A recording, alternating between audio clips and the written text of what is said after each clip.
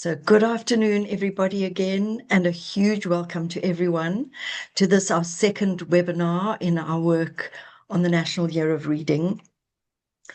So this campaign has given us an opportunity to focus on multilingual learners and to explore how we think about multilingual learners as readers and writers, as we identify practical approaches to nurturing lifelong reading practices among this cohort of learners. Our focus today is on creating spaces in our classrooms and in our schools for all the languages that our learners use. The context then is the lovely Go All In campaign of this National Year of Reading.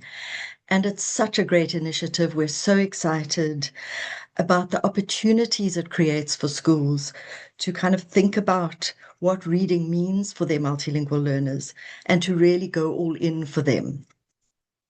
The campaign also chimes with the focus on EAL provision in the new Ofsted revised toolkit.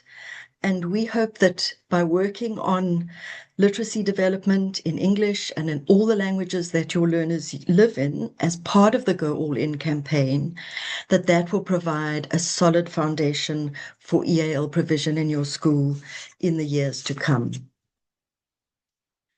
Now, before I introduce our guest speaker, I'd just briefly like to go through the resources we've prepared at the Bell Foundation for Multilingual Classrooms that you can find on our website.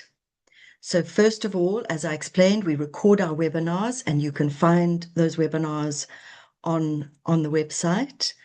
We've also prepared articles and blogs that look at different aspects of our work, including guidance, for example, on how to build multilingual libraries in your school and classrooms. We have short videos in which members of our training team share useful tips. We have interviews with teachers who share their best practice about the kinds of strategies that work. And last of all, we've got a range of great ideas for classroom practice and teaching resources for supporting those learners who are at the early stages of acquiring English, to support them to access the texts from favorite early years and Key Stage 1 storybooks to GCSE literature texts. So there is the link to our website, and please do visit us there and have a browse and see what we offer. So now it gives me great pleasure to introduce our guest speaker today, Professor Sabine Little. Sabine is Professor of Literacy and Multilingualism at Sheffield University and the Vice President of the UK Literacy Association. A trained teacher, she's been working with and researching multilingual children's lives for over 2 decades, often from the perspective of literacy development. Her work on creating Sheffield's Multilingual Children's Library has been awarded the International Brenda Eastwood Award for Diversity and Inclusion. And she regularly works with a wide range of organizations, governments, and charities to create linguistically inclusive environments. With a background in both art and performance, she also regularly works as a storyteller, drawing on children's languages to create new and exciting multilingual stories in a wide variety of settings. So welcome, Sabine. Thank you, and over to you. Thank you so much for having me, Glynis. I am going to share my screen and then we are going to get going. I am humbled by seeing all the people who have come today and realizing that it's a very international audience. I will be presenting in 3 different sections, and after each one we will have a short pause for questions, and then at the end I will pop back out of the presentation so we can have some wider discussions. If you joined a little bit late, Glynis was explaining to use the Q&A feature in Zoom to ask the questions to make sure that they're all in there together. So let's have a look at exploring spaces for multilingualism in the National Year of Reading. The three sections I'm hoping to be talking about is at first to think about this notion of space. Who do the spaces in schools, in libraries, or in other contexts belong to, and how can we convince children that all their languages, all parts of their identity belong there? So I've got some theoretical underlying principles to look at some of the research and the theory. I've then got hot off the press some research that I worked on with the National Literacy Trust that literally nobody has seen until this very presentation. And then finishing on some practical ideas, both from my own research, other research, and some of the various projects that I've been involved in the hope that everybody is going to walk away today with something concrete to think about and hopefully embed in your practice. So looking at the first section on space and belonging as a social justice issue. The way I think about multilingualism and space is to really take that metaphor to town. Who takes up space? Who is allowed to take up space? When we take up space, and if you've ever watched anything or read anything about, for example, body language, we make ourselves small if we think we don't belong, or we don't have the right to be there, or we feel uncomfortable. We make ourselves large and comfortable if we think that this is the space for us. So I'm finishing at the end there with a metaphorical and ideological space. How do we get children to the point where they believe us when we say, this is your space, you belong here, all of you belongs here? And that comes from, moving to the first dot here, a variety of different spaces. On the one hand, the physical and the digital space. Is multilingualism visible in terms of the books on the shelves, the displays in school? Does it appear on social media, in films, etc.? And I've got separate slides on all of these in a minute. The temporal space is really important because it helps us think about, do we make time for multilingualism? And do we do that concretely on a day-to-day basis? Is it embedded, or is it something that gets wheeled out for the International Mother Language Day, European Day of Languages, Chinese New Year, and then wheeled back into the corner until the next celebratory occasion? And I'm not at all against celebrations. I'll say a little bit more about that later on how to get from those celebrations to something that is fully embedded. And then finally, the policy space. Is multilingual practice reliant on individual classroom practice, on an individual teacher who's really passionate, or is it something that is more fully embedded? So taking each one of these in turn, I borrow from some of the research around physical space, including architecture, city design, etc. So when a space is designed, and that includes schools, it assumes who might occupy that space. And this space then is built around that, both architecturally, but also in terms of displays, for example. And for social justice to occur, we must have a think about, can the space be occupied by new users, by all users simultaneously? And what does that look like in a classroom setting? So, for example, the Reflecting Realities report, which I'm sure many of you are familiar with from the Centre for Literacy in Primary Education, looks at diversity in books, but that is very much a visual diversity and less about the languages that we see or hear. So the physical space includes things that we can see and things that we can hear. On the right-hand side is a very concrete example of this. If you work in a school context, especially in a primary school context, you'll have a reading diary probably in place in your school. My own son is now 18 years old, and when he was about 6, I wrote a book in German into his reading diary, and I got a note back. In fact, the note said exactly that, what I've written there. Please refrain from writing books in languages other than English into Toby's reading diary.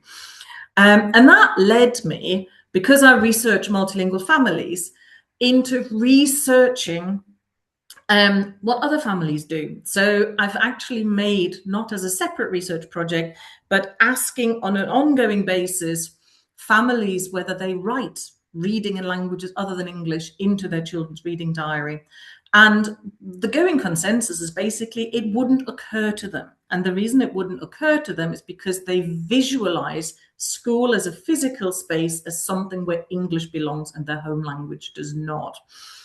I'd have a lot more to say about this, but I want to close on the physical space for questions to ask in the National Year of Reading. Do we have multilingual books accessible to children?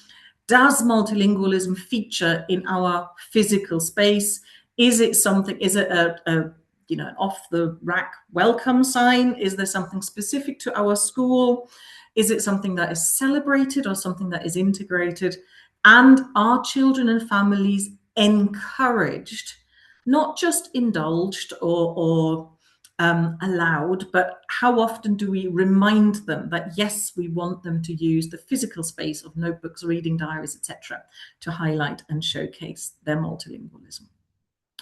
The temporal space then is all about time. And by this, I mean both children's identity growing up, and I've done a lot of research on how they shape their multilingual identity over time and what happens when they start school and as they go through school, as they navigate home and school, etc. So there's both the long-term temporal space, but also then the real time in the curriculum. And I know firsthand, I am a trained teacher, how tight the curriculum is and the time in the classroom. So I realize I don't want to be here teaching granny to suck eggs. I know I'm in a room with a lot of very talented and very passionate practitioners. So I'm hoping that the ideas later on, the practical ideas, will help with that.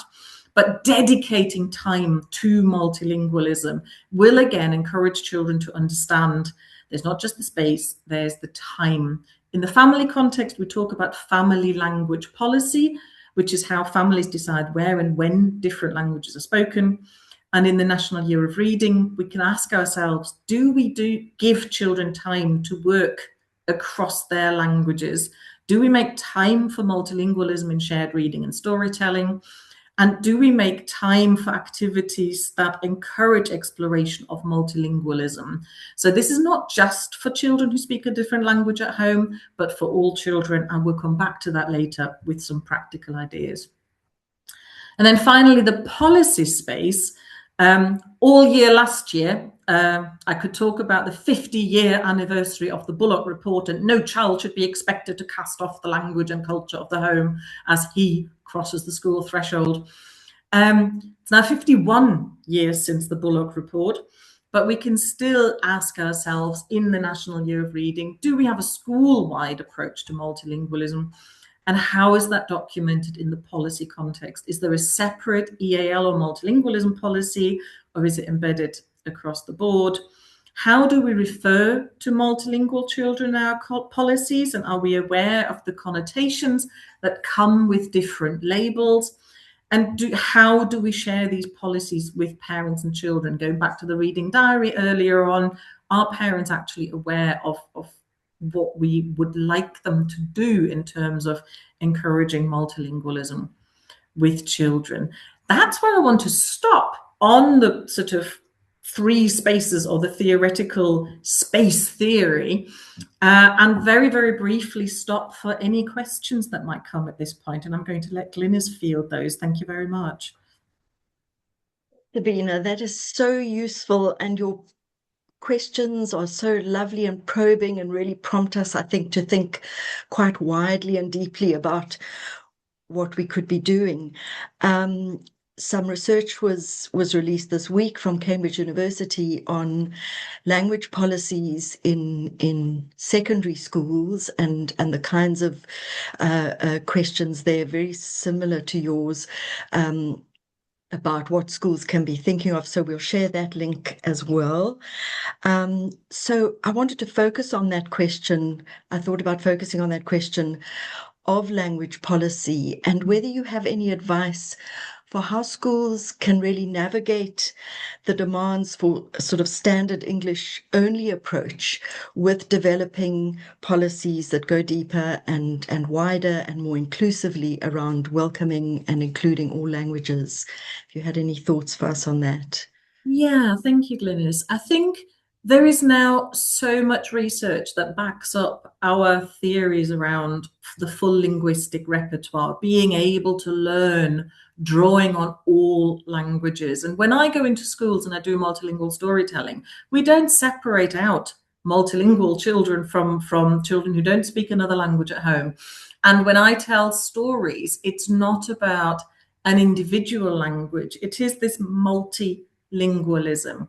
And what happens when I do that is that the children cotton on to, hang on, that sounds almost like the English. That sounds more like that one over there. Oh, hang on, are Urdu and Hindi, are they mutually intelligible, for example? So they learn so much from a linguistics background that a policy that facilitates children's full linguistic repertoire does not exclude producing, I should not have used the word produce, that's not a good word, children who do well in standard English assessments. Instead, it gives all children the tools to draw on multiple languages and develop that linguistic competence, that linguistic awareness and sensitivity that they need to succeed even within the standard English curriculum. So that kind of research, I think, will help anybody who is pushing maybe against senior management who are a bit nervous about Thanks so much. Somebody's asked a question about that comment you got in your child's this. little reading book journal. Did you respond at the time? I did. They, Navigate that. unfortunately, you might imagine that they sent that particular note to the wrong parent. And um, I'm afraid I became that parent. I sent 2 sides of A4 letter back, explaining exactly why the school didn't have to do anything. They didn't have to shout woohoo or praise him excessively or whatever. It was, for me, it was about normalizing his multilingualism. I should have led with the fact that I'm German. So German was the language that I spoke to my son at home, and my husband spoke English. But long story, we are not a one parent, one language approach family. We're much more flexible than that. But yes, I did respond, and we changed school policy. And I'm actually retrospectively grateful because it has led me to probe deeply into that. And I led with, this was when he was 6, he's now 18. And in the last 12 years, I have to say, I have told that story a lot. And 12 years ago, when I first told it, when I gave presentations, etc., people were mainly scribbling frantically, going, oh, that's a good idea. Now, even presenting online, I can sense an audible gasp in the audience to go, oh, they did what? So it also serves to me as a litmus test to show that, yes, things might not change as quickly as we would like, but they are changing, and multilingual policies and practices are becoming more and more embedded, and that's quite rewarding. Fantastic. Thanks so much. I think we can move on now to your next section. Great, thank you. So this section, I promise this is unseen data. I was very lucky to work with the National Literacy Trust, not once, not twice, but 3 times in total, on exploring multilingual young people's reading. The first time was when we worked together to include questions around multilingualism in the annual literacy survey in 2021. That was the COVID year, so it was one of the lowest ones from a participatory perspective, but we still got data from 10,000 multilingual children. And then in the 2025 National Literacy Survey, Annual Literacy Survey, there wasn't a specific question around multilingualism, but there was a question, what languages do you speak at home? Or do you speak a language other than English at home? And that allowed us to split the entire data. And that piece of data from 2025 is actually not published yet. This is a sneak preview. The final draft is nearly ready to go out. So, ta-da! I think we've all got in our head the data that, or the figure that led to the National Year of Reading. This idea that 32.7% of children enjoy reading for pleasure and that it is an all-time low. So if we look at the data, the green is always the multilingual children and the yellow is always the monolingual. I use that term cautiously, but for brevity's sake, I am adopting it for this talk. I spend a lot of time explaining to children that they're not monolingual because they've got some bits of other languages. But anyway, for the purposes of this, we can actually see that there is an almost 10% difference between the multilingual and the monolingual children in terms of reading enjoyment. So multilingual children are significantly more likely to enjoy reading in their spare time. And then at the bottom here, they also, by about 10%, read more on a weekly basis. So they enjoy it more, they do it more, and we have more research here. This is just from the 2025 data. So this is the annual literacy survey split across multilingual and monolingual children. And again, you can see that literally consistently, there is not a single item on the questionnaire where multilingual children do not read more or agree more with positive connotations to do with reading. There are some here that stand out in terms of learning new words. Great, fair enough. But interesting that they think about learning new words and monolingual children less so. Helps them learn about new things, improving focus, develop critical thinking skills. Almost 10% more multilingual children say that they do, and 10% more say it helps them learn about other people and cultures. And then even the mindful reader, reading helps me feel more confident, which is something interesting, I think. But also about just under 5%, reading makes me feel happy, more in the multilingual children. And then finally down there, the social reader. Again, some of these are not insignificant, feeling connected to the world and read or learn more about the issues and causes that I care about. So this data is brand new, as is this one. This is the last one of these, so it's only a short section here. So one thing that I found interesting here in particular, my parents or carers encourage me to read. Again, roughly an 8% difference, more multilingual children. But if we skip down a tiny bit, my parents' carers helped me find things to read. That is among the smallest differences on the survey. So actually, this is not parents going, read this, read this, read this. There's something there about being encouraging, talking about what you read with your family, talk about what you're reading with your friends, seeing parents and carers read, that's an over 6% difference. So what I found interesting is that there is this significant difference on literally every single item. And Caroline has agreed to kindly put a link in the chat, because where we are at now is we've got data from 10,000 multilingual children from 2021, from 30,000 multilingual children from 2025, and we are now in a position, the National Literacy Trust and I, we've pulled together a very specific multilingual reading survey. So not jostling for space within the massively popular and always oversubscribed in terms of the number of people who would like to get their questions in. We're doing a separate one on multilingual reading, specifically for the National Year of Reading. And right now, it hasn't launched yet. It's going to launch in May. But if you follow the link, you can sign up your school or setting to receive all the information and make sure you know when it goes live. And we would absolutely love to get, I know nothing independent will ever rival the big annual literacy survey, but we would absolutely love to get as much input as possible, because this new survey has allowed us to go into much, much more detail in reading attitudes, in enjoyment, and things that are very, very specific to multilingualism. So the key takeaways from this then are that multilingual children consistently engage with reading more than the monolingual children, again in quotation marks. They enjoy it more, do it more often, and reading is more embedded in their lives. So I think we can learn something from that.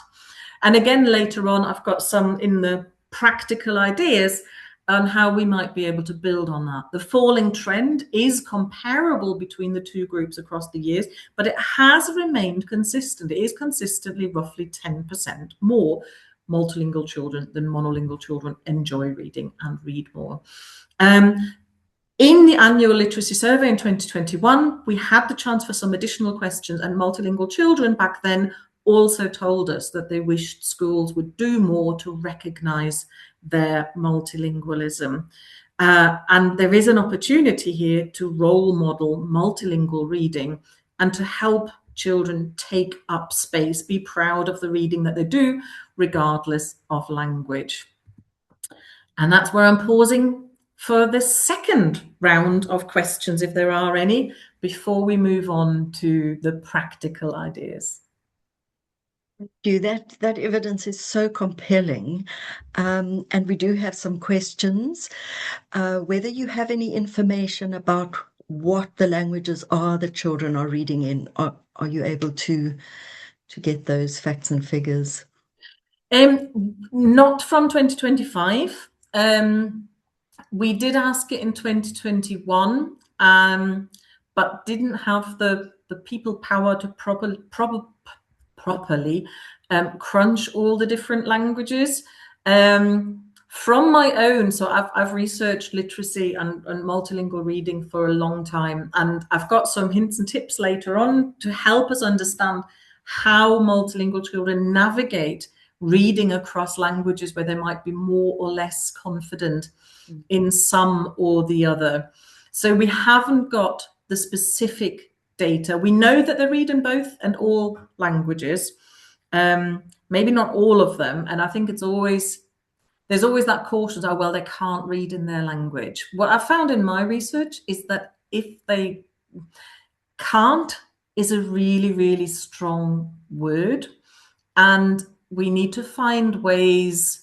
I'll briefly use an example. It's not in the slides, but one boy I was working with was very, very much lacking in confidence in reading in Hebrew. And I worked with him for nearly a year as part of a research project, not sort of supporting him specifically. And towards the end of the project, he was reading books to his 3-year-old sister. And that removed the pressure for him to read at his age level.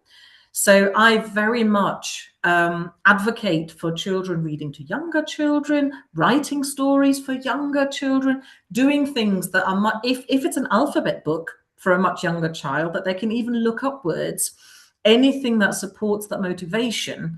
I have literally yet in 20 years to meet a child that if I express interest in their language, goes, nah, don't want to. So there are a number of ways to support that. I realize I've gone round the houses in the answer to that question, but I hope it helps a little bit. Completely. And then just one more question. Do you think that multilingual children enjoy reading more because they read more with their parents? Is that possibly something to do with this? Yeah, so what we found, if I just sort of, yes, basically. So my parents encouraged me to read. What I've got later is I have got a slide that in my research, I found that multilingual children, I overgeneralize, but tend to read more for a longer period of time with their children. My son and I established this practice that we called you read yours, I read mine. So we'd both lie on a double bed at the end of the day. When he'd outgrown wanting me to read to him, But we would lie in a bed and he would read a book and I would read a book. And every now and then he would ask me a question about the word.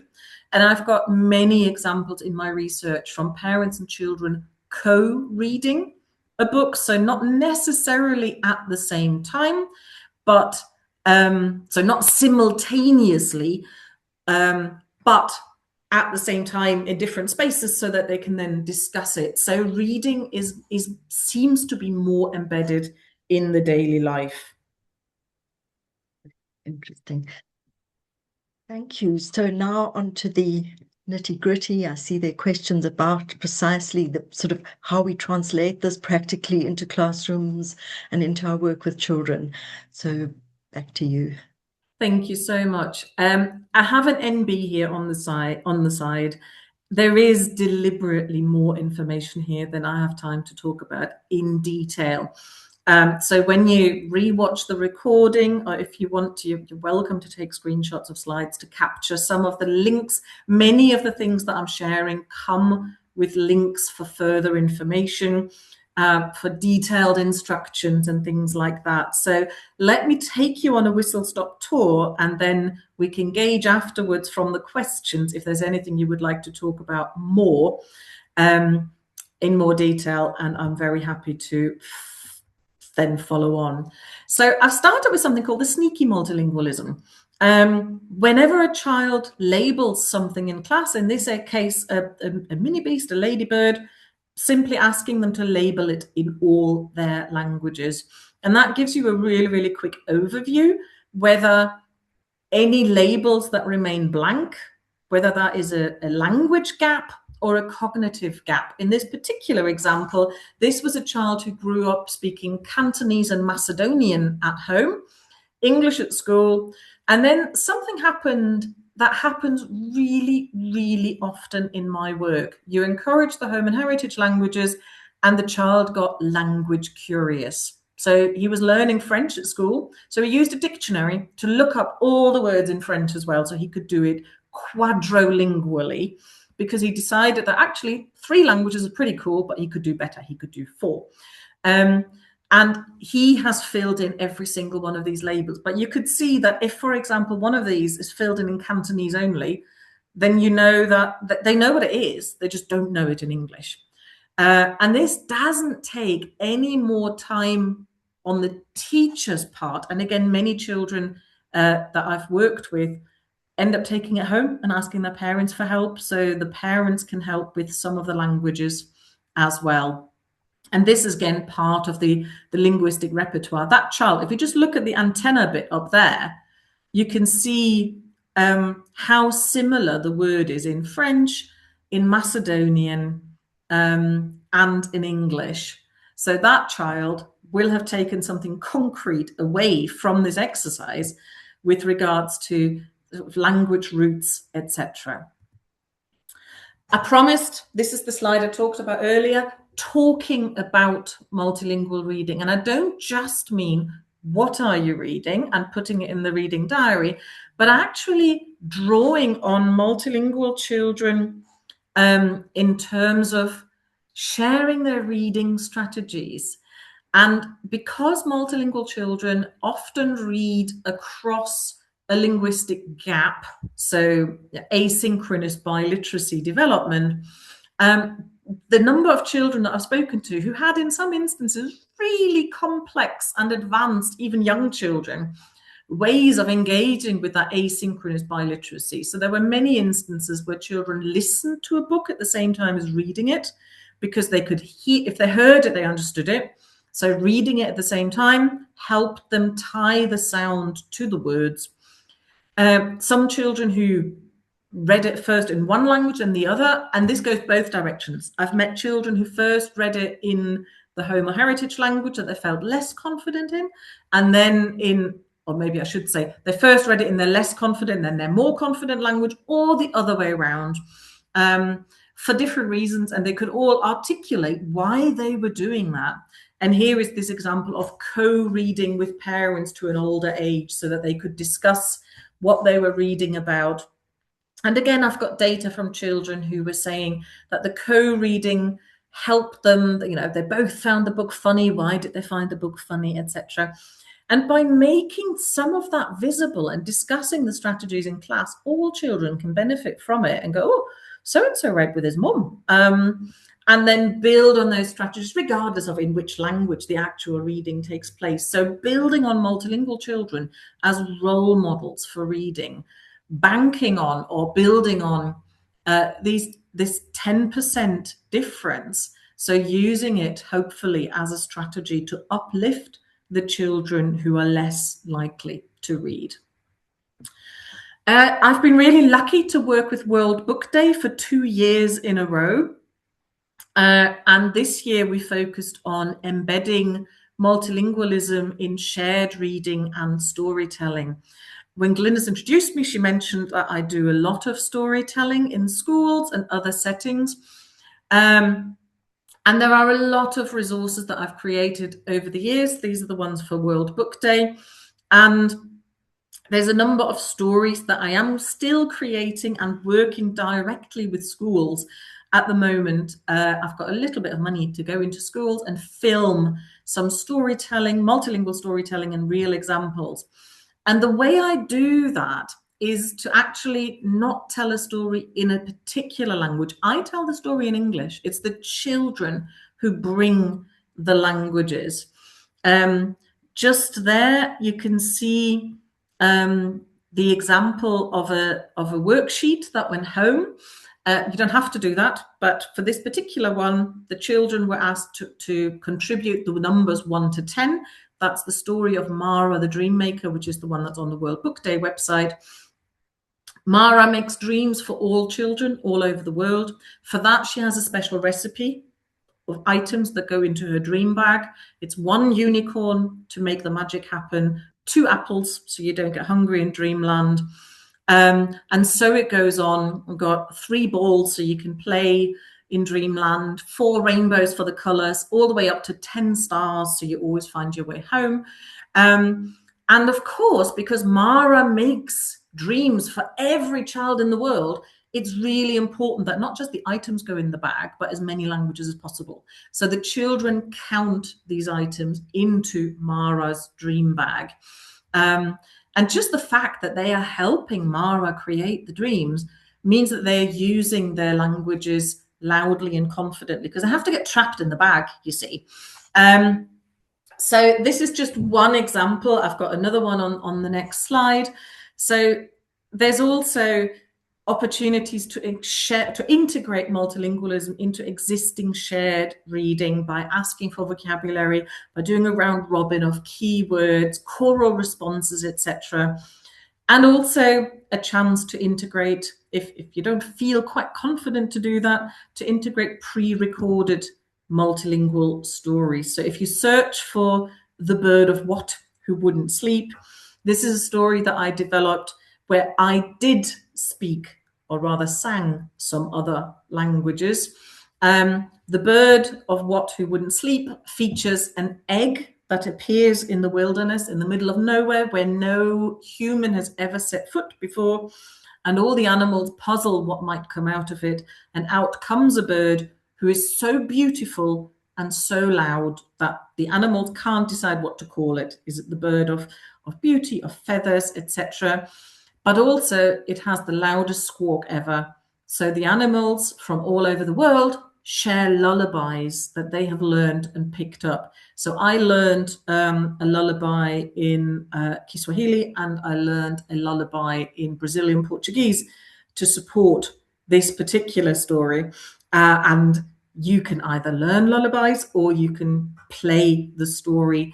And then it ends in the bird does not go to sleep. So we need more lullabies from more countries, from more languages, to see which one might help the bird of what to go to sleep. So you're very, very welcome to use that.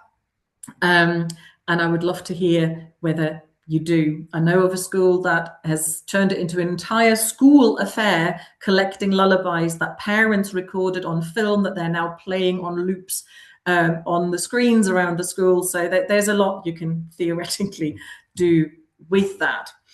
A few more ideas around a multilingual library or a multilingual readathon. So when I worked on the multilingual children's library here in Sheffield, we had many instances of multilingual storytelling. Again, multiple languages together, not today we're doing Chinese stories. It was always, we've got multiple stories in different languages so that it's always representing the lived experiences of children growing up in a global multilingual world.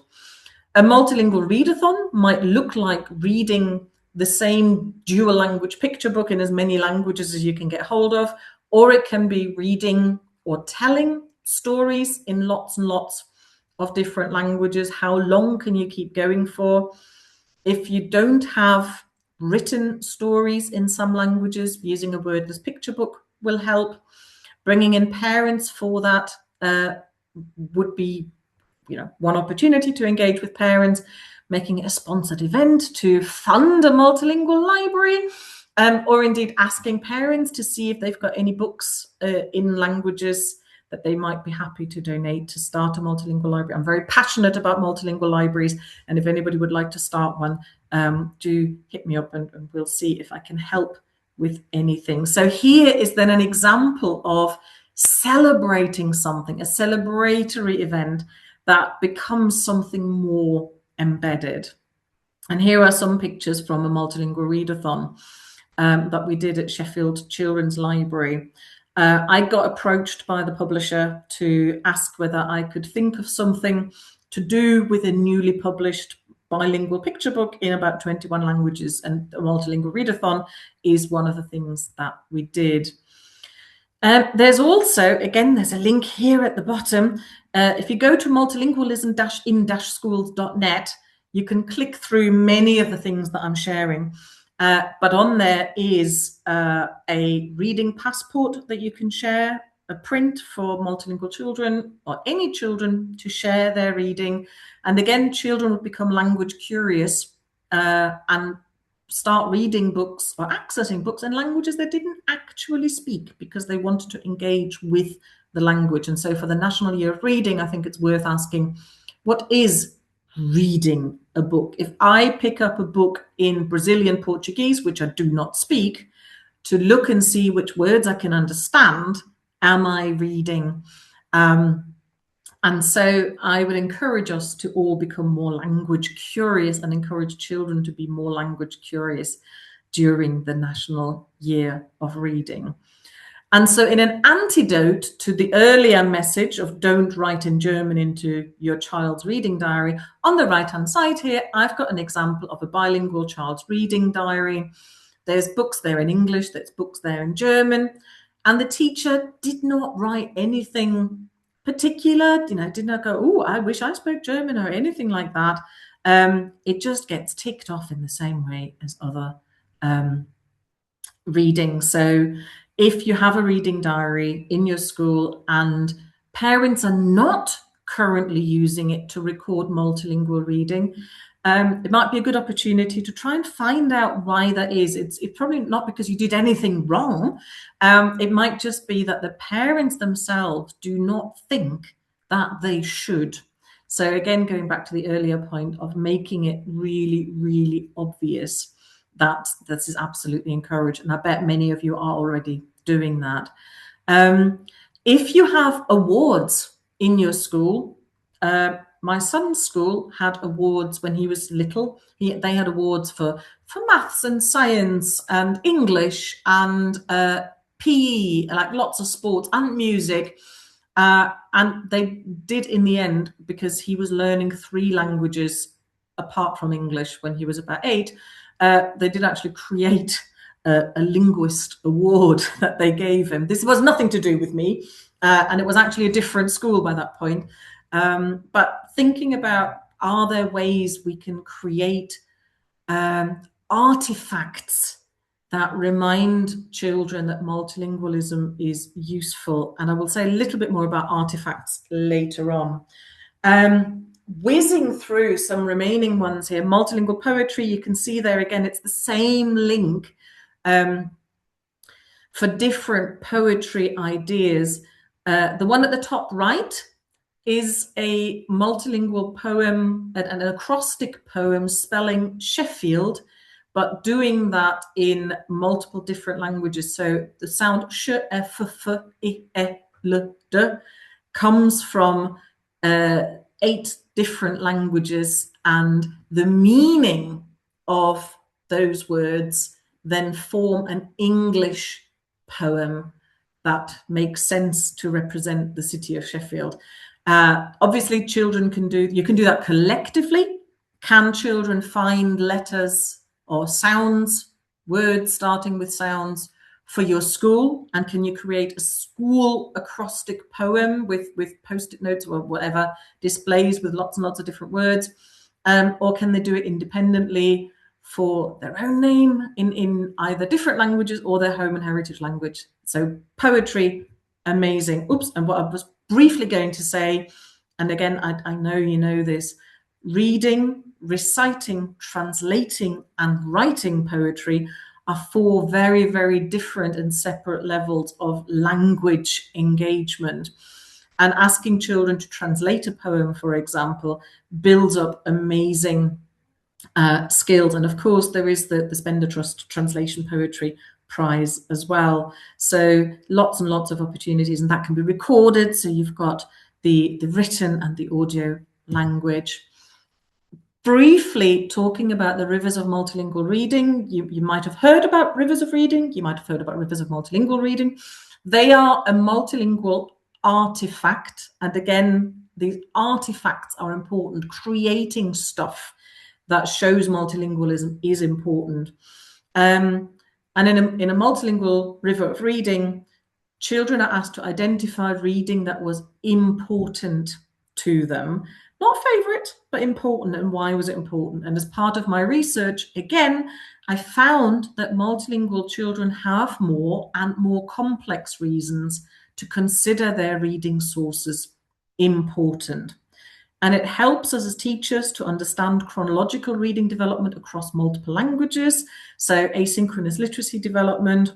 This is the study where the boy ended up reading to his sister, and it validates home language reading. So if you want to encourage your children's parents to write in home languages in the reading diary, doing a river of multilingual reading activity would send a really strong message. Here are some examples. I ran a workshop for a Chinese heritage language school, and here are some examples from my research of actual rivers of reading that children created. And this was an activity for last year's World Book Day. And that's how I started collaborating. And again, it's on the same website that you can explore if you want to.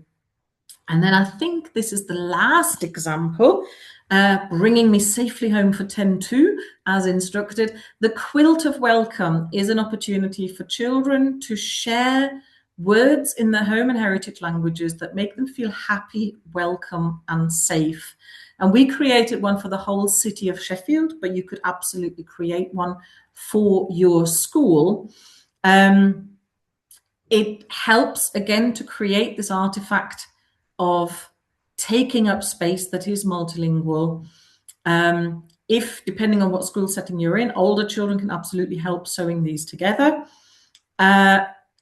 And on the website, you can see a springboard to story writing. I'm going down to Roehampton University for an event on 15th of May, where we will be creating a quilt of welcome for them in a day with local children. And I've created a specific multilingual story for them, and that will go up on the website afterwards. So we are collecting stories in lots and lots of languages. So again, if you have children who are multilingual, who you feel might be wanting to write stories in their home or heritage languages, do share them with me, and then seeing them on the website will help with confidence and belonging and taking up space as well. So then in conclusion, looking at the 3 bits that we spoke about, space matters. I talked a lot about taking up space, but also about how children would edit their own identity and assume that their spaces, their languages and identities might not belong in school. And again, I'm aware we're moving in the right direction all the time. From the second bit on children's voices, we know multilingual children read more and enjoy reading more. and this offers opportunity for modeling and inspiration. And then finally, there are lots and lots of ways to celebrate multilingualism, and then embedding it across the 3 space levels, coming back to the first point, is hopefully a route to long-lasting change. I hope I have given you some ideas. I would love to hear, we probably won't have time for that, but the one thing that you were hoping to change and implement after today.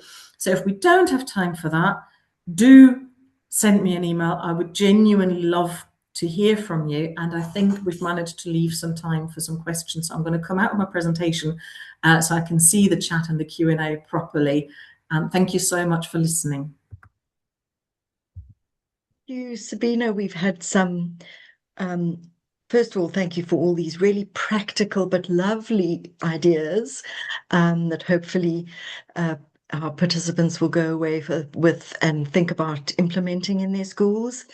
We've had some interesting comments and questions in the Q&A. Just a comment to share is one of our participants loves how all your projects set a situation that brings multilingual languages into the story naturally, and where children are invited to share their language rather than there's a sense of they have to.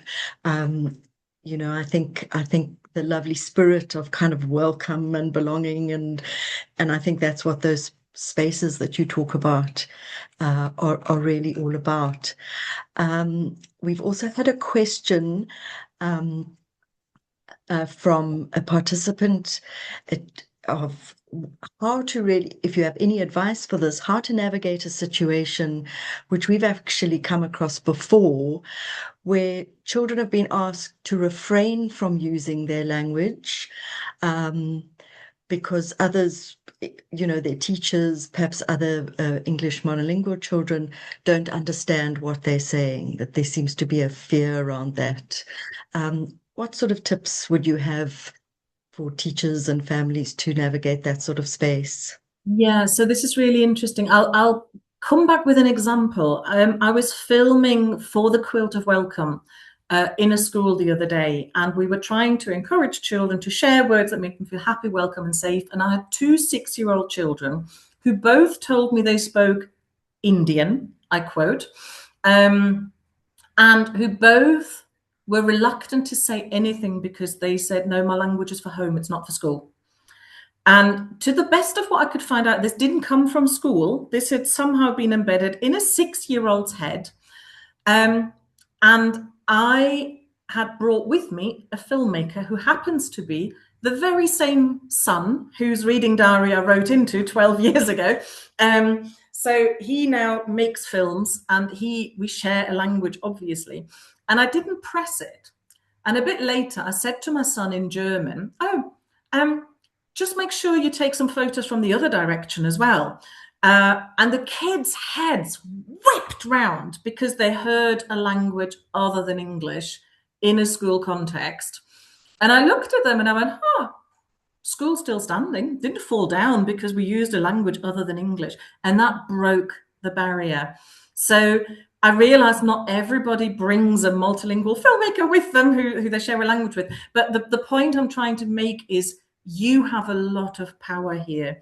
If you have a child who is reluctant, if there is a child who's not reluctant, praise them for the language that they're using, imitate, try and learn, try and say it back, drop hints saying, because you'll know what language the child speaks, and say, I wish I could say the same, I wish I could learn how to say it in XYZ, and give the child a very, very low barrier of entering into those kinds of discourses and discussions. So we're bringing their language to the table is low risk. I often, when I run sessions on multilingual storytelling, I talk about low hanging fruit. So the story for Mara the Dream Maker asks children to count. Well, actually, if they count the unicorn into the bag, they need to count to 1. And they are making a meaningful contribution. And what normally happens in a story like that is that some children are really confident. And then because they model confident language use, the other ones who first go, no, I don't want it, I don't want it, then come around and go, actually, by the end of the story, they all want to add their languages. I realize this is not a panacea. I'm not saying every single child on the planet will automatically be successful or fall into line with that, but I'm hoping that's a bit helpful. Thank you. And then just quickly to touch on this very complex one, which is how to support learners who are new to literacy learning in both English and their home languages. Could you perhaps touch on that? Yeah, absolutely. And I think this is where literacy and oracy go hand in hand. So if you can tell a story, and we've got so many opportunities now digitally, can they record a story at home, maybe with their parents? Can they tell a story, and then can they write down just the title of the story, or just one, what's an important word? Can you teach me? And then either they can look it up on the quilt thing. We had a lot of children who could say the word but not write them. So we looked it up on Google, and I said, oh, and then they recognized it. So it turned out they could recognize the language. We pressed on the little audio button so they could hear it. And yes, that's it. And then they wanted to write it because they wanted to add their language to the quilt of welcome. So again, they were then making the effort. Fantastic. So, I mean, it's all about how in creating these spaces, we actually get a deeper, kind of more textured sense of our learners, what they can do, and that I think that's really helpful. So, yeah, I mean, thank you for all the interesting questions, and apologies that we can't get to all of them. A big thank you, Sabina, for this inspiring presentation, and also for your challenge to all of us to take at least one thing away and to see what work we can do with that.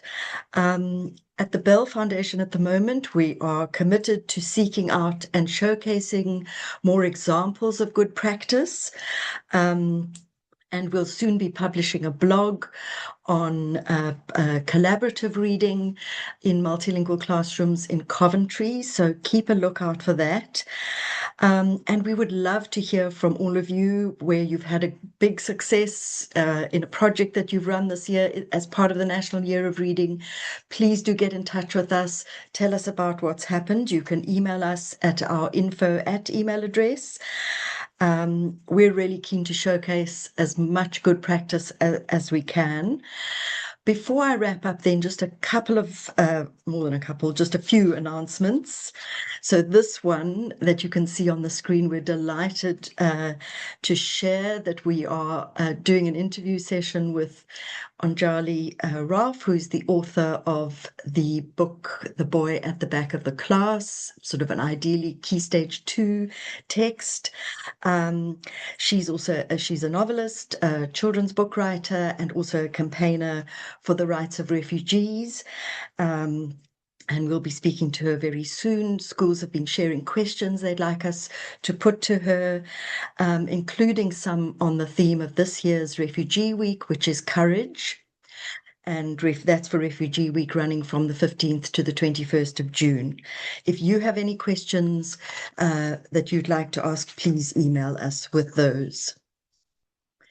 Then on to the next webinar that we're going to be running, just to mention that on May the 7th, we'll focus on EAL and SEND, particularly in the light of the DFE's white paper, Every Child Achieving and Thriving. And we'll consider there the importance of getting to know children and young people and provide some practical ideas around relationship building and information gathering. And for that webinar, we're delighted to be welcoming Ludovica Siracice from the University of Reading and Anna Mason, an EAL coordinator from Leeds, who's one of the developers of our guidance on EAL and SEND. Coming up for training opportunities, we have 2 courses coming up, one starting next week, focusing on EAL assessment, again linking up with the focus in the Ofsted toolkit on assessment of proficiency. And we'll soon be publishing our calendar of courses for the next academic year. These are the courses we are running directly, and then our licensed practitioners do a lot of additional training more regionally. So please have a look at the webpage to see what courses might be coming up in your area, or to contact us about training you might want to arrange for your school. Also, just to let you know about our upcoming conference, our first conference titled Visible and Heard at the University of Birmingham on the 23rd of June, focusing on the three themes of SEND, AI in education, and late arrivals. We have really wonderful speakers for that. So again, there's the QR code you can access to get more information about our conference. And then last of all, I did warn you about this, our survey. If you can take a moment just to give us some reflections or recommendations or any suggestions to help us improve our work, we really welcome your ideas. So one more time, a really big thank you to Sabine. Thank you again for teaching us and inspiring us with your research and practice to create spaces in our work for all the rich diversity of languages to thrive. And to everybody who's attended and participated today, thank you. And we hope that you're leaving inspired to go all in your reading work with your multilingual learners. Thank you.